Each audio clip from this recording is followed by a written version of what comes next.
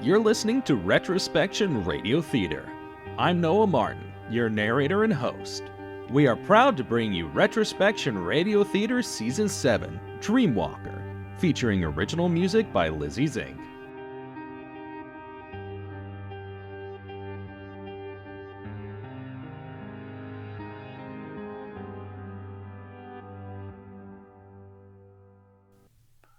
Carter and Stirling drove in the car. Though they go nowhere, the dream state placed them into perpetual motion along a road that continued onward and onward. Though, unlike the never-ending hallway, this journey didn't seem so daunting. Perhaps it was because he was taking it with his dad. Thanks for the rescue back there. Not a problem at all. Is that really how the kids treat you? They were really mean today, but yeah, a lot of them just let me hang around. If they don't want me around that day, then I'll just go play by myself. They never said such mean things to me while I played alone. Why are they so mean? I don't know. Did you say anything to them? I don't know. I didn't know you went through this. Yeah, it happens a lot. I don't really like school. The kids are mean. And I just kind of wish I was older like Emilie. She has problems, but she doesn't have it so bad. Your sister has a lot to go through. Yeah, but she's older. She can just drive away if she wants. Where's she going to drive to? She still has to come back to school sometime. I guess, but teenagers don't have to worry about playing with each other. They can just watch TV, or socialize together. Well, there's a lot more to it than that. Dad, are you really here? I had a dream you were in a car accident. And me too. I'm not really here, no. So how are you talking to me? I don't know. Are you a ghost? I think so. So, then what? What do you mean? What happens next? Do I just wake up and you're gone? Kind of. I'm still watching you to make sure you're okay. But I can't really talk with you. Can I ask you for your advice? Of course. Am I stupid? No, you're really smart. A lot of the kids think I'm too smart. And now I'm worried I'm stupid because I can't remember anything. What can't you remember? I don't know. Then I don't think you've forgotten anything. But I have. I remember that I've forgotten something, but I can't remember what I forgot, just that I have. And I'm afraid it's going to impact me for the rest of my life. I think the best thing you could do is grab a journal and keep a pen with you. Then, when something important happens, you can write it down. So even if you forget, you can always just come back to it and remind yourself. What if I read what I've written down but can't remember it? Oh, that can't happen. You might not remember writing it down or what it's about, but you can't forget it if you've written it down, especially if you remember the notebook is for your memories. Carter Huxley! What the hell? Miss Oakes?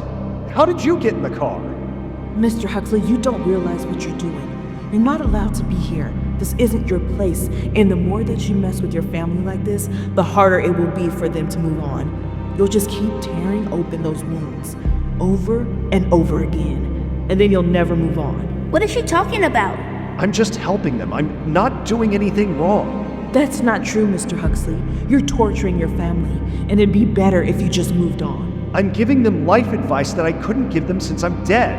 I'm being a father. I'm helping. I don't want to see you in another dream. Who are you? The sleep that hungers. Now get out of the car. I'm taking Carter back to school. You can't make me.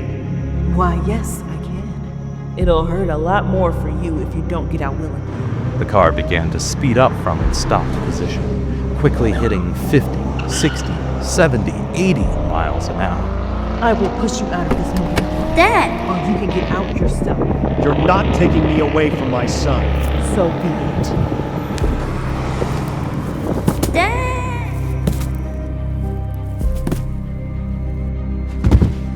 A sharp pain shot through Stirling. Pain? How strange. Without a body, one would think that pain would be of the many things a ghost would not be able to feel. I'm back? I'm out of the dream.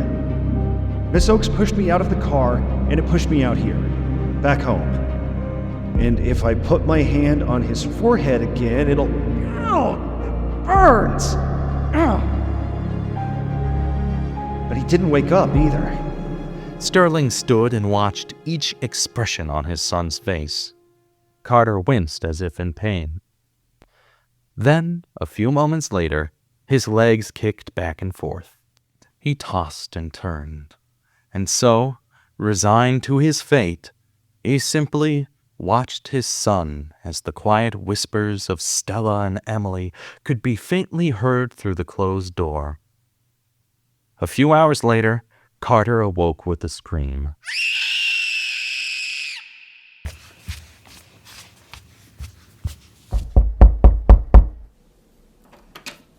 Carter? Mom, I had a bad dream. Another one? Oh, I'm so sorry, Bug. Would you like to talk about it? Well, I think it was about... Dad was in it. And he told me something I really wanted to remember. Something that would help me remember. But I don't remember what it was. A book! A notebook! I feel like it was a really good idea. Oh, honey, I'm sorry. I'm sure he was just saying how much he loves you.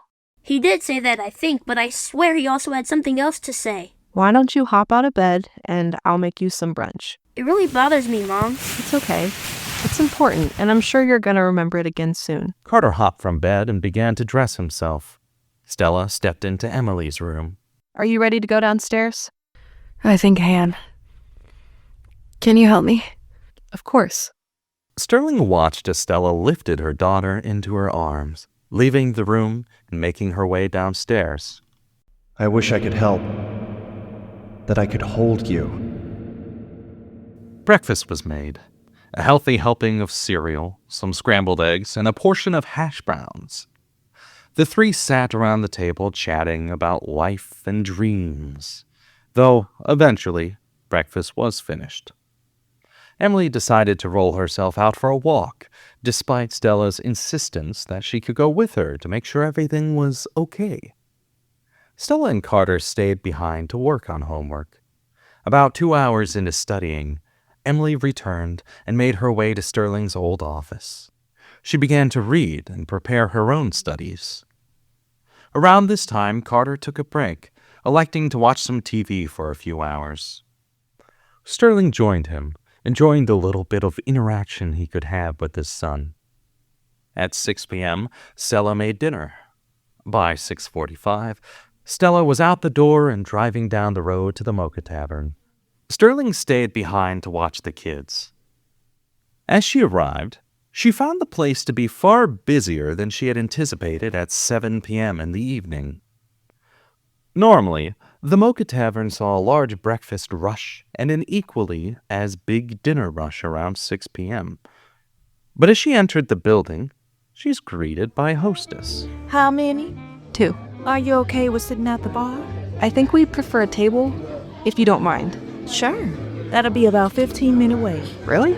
Even with all these people? It's easier to find space for 2 than it is for 4. Okay.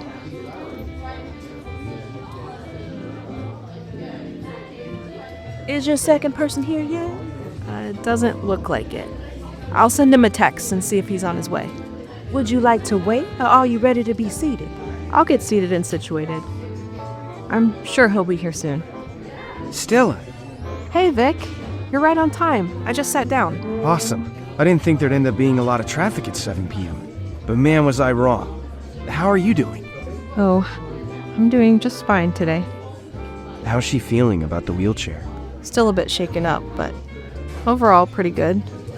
Emilie went for a walk? She went out for a while. We had a great conversation this morning. I think she's really starting to adjust to life, even if it is slowly. And how is Carter? He said he had a dream this morning where Stirling visited, but he can't really remember what it was about. His memory isn't getting any better, huh? Doctors say he's going to spend the rest of his life having trouble with recollection. It's going to really impact him a lot more when he's older since, children are able to learn better than adults. Do you think he'll keep good grades? I don't know. I'm not really sure how this memory loss works. He kind of remembers some things, then forgets others. We were working on his homework today, and he had completely forgotten we worked on it last night, too. He said he didn't remember filling in some of the answers. Do you think there's anything that can be done for him? Maybe a surgery or a tape recorder or something? I don't know. I'm not even sure if he'd want it. Why not? It's just something in me, you know? Something really uncertain and unsure. I feel you. How are you doing with all of this? I'm not sure. I feel weird. Should I stop asking questions? I do certainly feel like I've been put into an interrogation room right now. Yeah, sorry. I just wanted to check in on you. You've been pretty closed off at work when you show up. Just a lot of life changes, and I haven't gotten enough time to process everything. I mean, it's been a little over 3 weeks. Last month, everything was normal.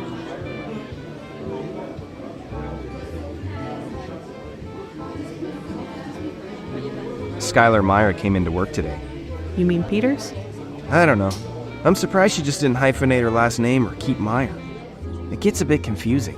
It is strange that a powerful woman like her would take someone else's name, when her entire business is connected to her family name. Anyways, she came in today. There was press everywhere and everything. The new mayor came in with her, Harkless. Oh yeah, Harkless. I voted for him. What were they trying to do? Well, I think it was a press stunt. There were so many camera crews. Even MAD1 radio was there. They roped off a couple of sections of the store and grabbed some footage of the two walking up and down the aisles. Then, she and the mayor grabbed a couple of boxes of food and handed it to a few children that seemed to come out of nowhere. Man, that really does sound like a PR stunt. Are they orphans or something? I've got no idea. I just know 1 second they were there, and then less than 10 minutes later they were gone. The mayor and Skylar kept taking the boxes to re-give them to the children. What did everyone else have to say about it? Joanna thought it was tacky and super fake. She filmed it on her phone and mentioned posting it to social media. Sound about right for a 16-year-old. But Bob and Carrie both seemed to like it. We got to meet and shake hands with them afterwards, and Skylar personally thanked us. Like, she said our names and everything. So that was kind of cool. That does sound kind of cool. What was she like? Kind of timid, yet somehow confident. She feels very antithetical of herself. Like, she walks around looking almost paranoid. She kept looking over her shoulder, and she watched every entrance. But when she talked to me, she was normal. Maybe the confidence is a facade. Maybe. I picked a bad day to miss out on work, huh? How come we weren't told this was happening?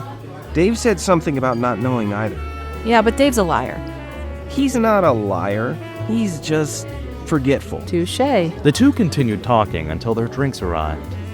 Stella had gotten a blueberry wheat beer, and Vic grabbed an IPA. The conversation drifted from work to home to Vic's life to aspirations, and before either realized it, an hour had passed. Oh, it's getting late. I should get home to the kids so I can put them to bed. You know, it was great seeing you, Stella. You too. It was a fun little date. Date? No, not like a romantic date. I mean like a date. Like a get-together. I'm still mourning my husband, Vic. I know. Forget I said anything. I didn't mean a date. Hang out. Get together. Go for drinks. I'll see you, Vic. Did I ruin this? I don't know. You say that a lot. I know. I don't know. Will you hang out with me outside of work again? I don't know.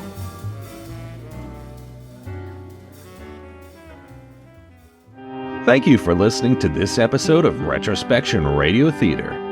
Featured in this season are Noah Martin as the narrator and additional voices, Sterling C. Beard as Stirling Huxley, Mari McMeans as Carter Huxley, Sam Meyers as Stella Huxley. Emilie Brewer as Emilie Huxley. Providing additional voices are Mickey Joe and Mystic Waters. Our theme song was produced by Lizzie Zink and is available on all streaming platforms. Check out the link in the bio to listen to it. New episodes released Thursdays at 7 p.m. Eastern Standard Time. Please consider following, rating, or reviewing this podcast. You can also donate to the Ko-fi and Patreon link in the description. Your donations go towards paying cast members and helping produce more content. You can follow Retrospection Radio Theater on Facebook, Instagram, TikTok, and YouTube. For information about starting your own podcast, or for links to our social medias, you can go to www.retrospectionmultimedia.com. Join us again next week for another thrilling episode of Retrospection Radio Theater Season 7.